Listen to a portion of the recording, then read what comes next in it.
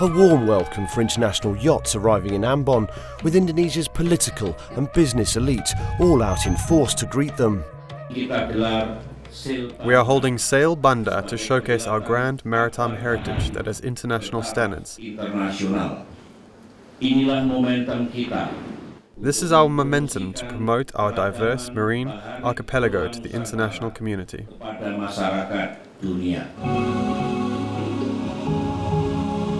106 yachts were taking part in Sail Banda, part of Sail Indonesia, one of the largest maritime events in the country, the first leg kicking off in the Far East.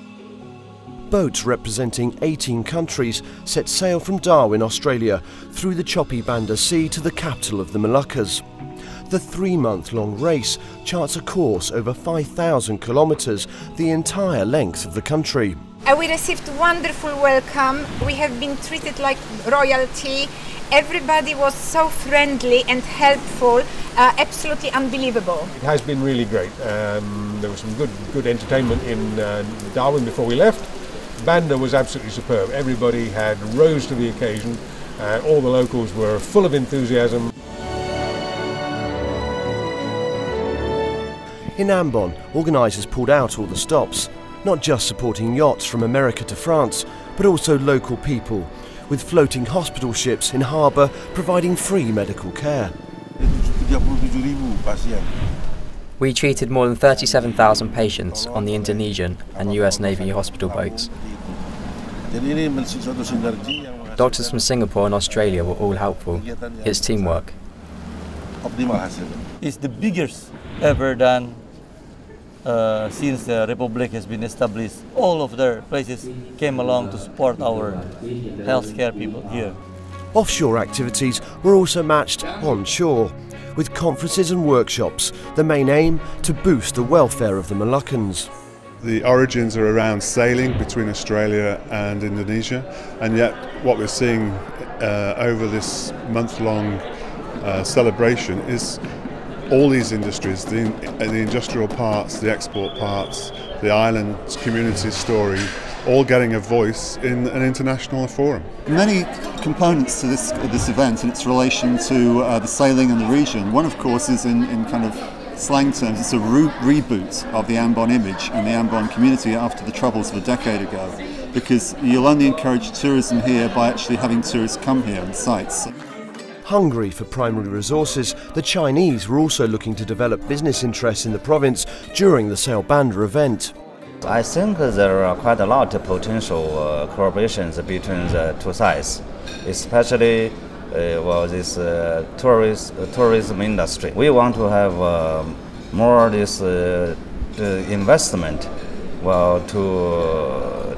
into this Maluku. Sail Banda is more than just a yacht race. It's a rallying call for this province to be more active at promoting its vast natural resources. Fisheries and tourism dominate here, but developing these industries across hundreds of islands that cover an area the size of Turkey is a challenge. To date, government and businesses are seeing growth from a low base.